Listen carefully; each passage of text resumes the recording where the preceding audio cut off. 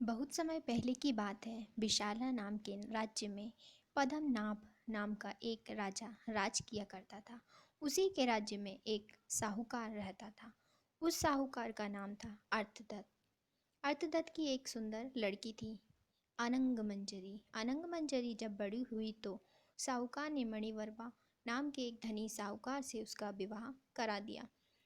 मणिवर्मा अनंग मंजरी को काफ़ी चाहता था, लेकिन अनंग मंजरी मणिवर्मा को बिल्कुल भी पसंद नहीं करती थी।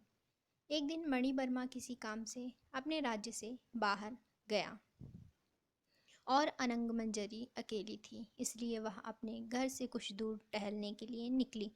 तभी रास्ते में अनंग मंजरी ने राजपुरोहित के लड़के कमलाकार को देखा। कमलाकार को देखकर ही अनंग मंजरी उससे प्रेम कर बैठी। वहीं दूसरी ओर कमलाकर भी अनंग मंजरी को मन ही मन चाहने लगा।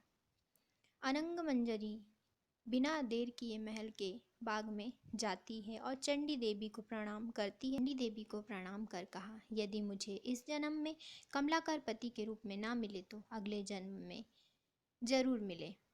इतना कहकर वह अशोक के पेड़ से दुपट्टे की फांसी बनाकर मरने को तैयार हो गई। तभी उसकी सखी आ गई और उसे यह वचन देकर ले गई कि कमलाकर से मिला देंगी। दासी सवेरे कमलाकार के यहाँ गई और दोनों के बगीचे में मिलने का प्रबंध कर आई।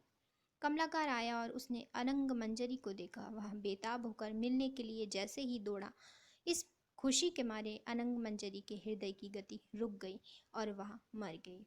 उसे मरा देखकर कमलाकर का भी दिल फट गया और वह भी मर गया।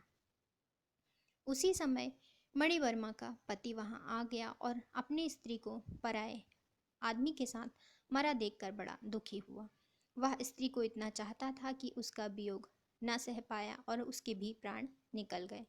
चारों ओर हाहाकार मच गया। चंडी देवी प्रकट हुई और उन्होंने तीनों को जीवित कर दिया। इतना कहकर बेताल बोला, राजन, यह बताओ कि इन तीनों में सबसे ज्यादा विराग में अंधा कौन था। राजा ने कहा, मेरे विचार से मणिवर्मा, क्योंकि वह अपनी पत्नी को आदमी को प्यार करते देखकर भी शोक से मर गया। अनंग मंजरी और कमलाकर तो अचानक मिलने की खुशी के मारे मरे थे। उनमें अचरज की कोई बात ही नहीं। राजा का यह जवाब सुनकर बेताल फिर पेड़ पर जा लटका और राजा को वापस जाकर उसे लाना पड़ा। रास्ते में बेताल ने फिर एक और कहानी सुनाई।